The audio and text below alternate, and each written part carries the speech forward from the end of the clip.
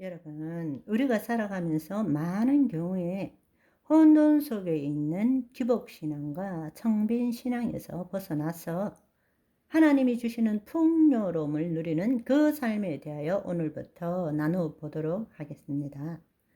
이 시대에는 똑같은 말씀을 보고 있지만 교단, 교파에 따라서는 청빈신앙을 주장하는 그러한 주장들이 있는 반면에 한편으로는 믿기만 하면 주님께서 축복해 주신다라는 기복신앙, 번영신앙을 주장하는 교단, 교파들도 있습니다.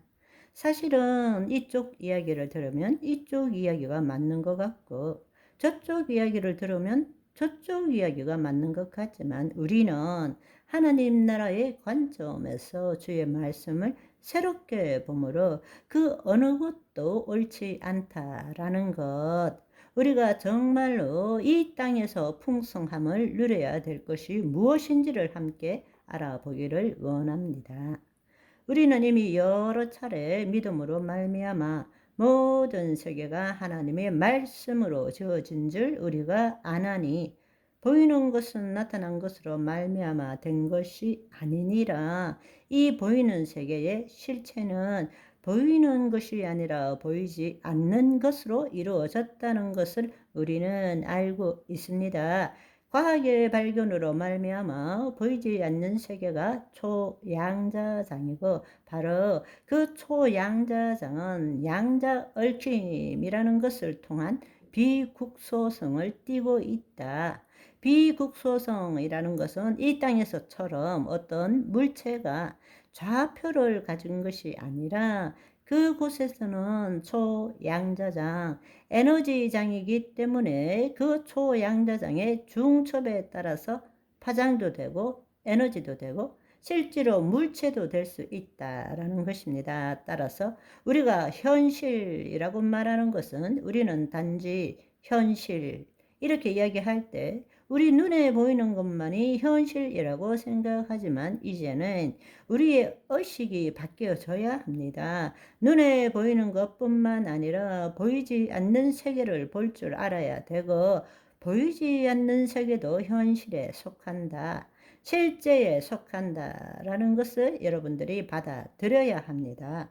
물체가 있는 이 공간은 비어 있는 것이 아니라 초양자장으로 이루어져 있을 뿐 아니라 그곳에는 에너지가 충만하다는 것입니다. 더욱더 놀라운 사실은 양자 물리학에서는 관찰자 효과라는 것을 말하고 있습니다. 우리는 진화론적으로 생각하면 원숭이로부터 점진적으로 진화되어서 자아 독립적 개체일 뿐인데 오늘날 양자 물리학이 밝혀낸 것은 우리는 피조물일 뿐만 아니라 이 우주의 생성 과정에 우리가 참여하는 자다.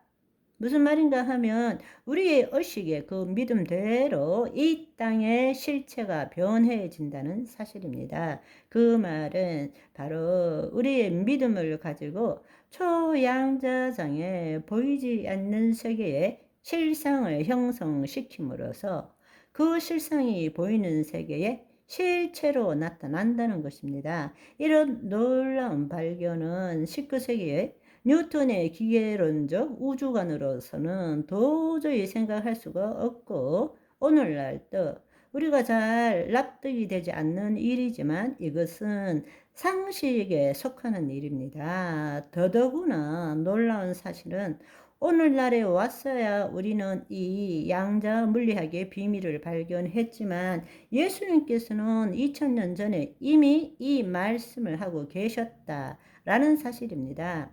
무엇이든지 기도하고 구한 것은 얻은 줄로 믿으라. 그리하면 그대로 되니라. 믿음대로 될지어다. 이 말이 무슨 뜻입니까?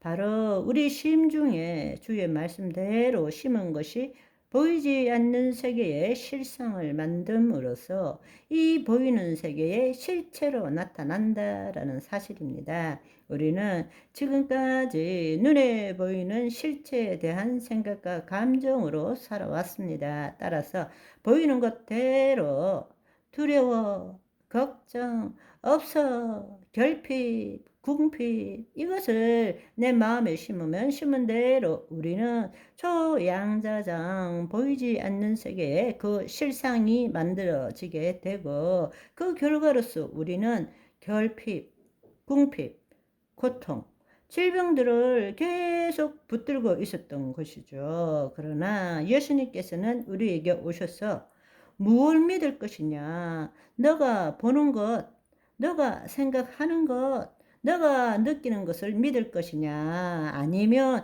나를 믿을 것이냐? 내 말을 믿을 것이냐? 말씀하셨습니다. 그럴 때 우리가 내 생각, 내 감정을 따르는 것이 아니라 주의 말씀을 우리가 받아들일 때에 내 믿은 대로 될지어다. 아멘. 여러분 잘 생각해 보십시오. 하나님 나라의 존재는 마귀의 나라가 있기 때문입니다. 하나님의 통치의 존재는 마귀의 통치가 있었기 때문입니다. 그래서 2000년 전에 예수님께서 이 땅에 오셔서 좋은 소식, 복음을 전하신 것입니다. 이제로부터 하나님이 통치하신다는 좋은 소식입니다. 그렇다면 마귀의 통치가 언제부터 시작되었느냐?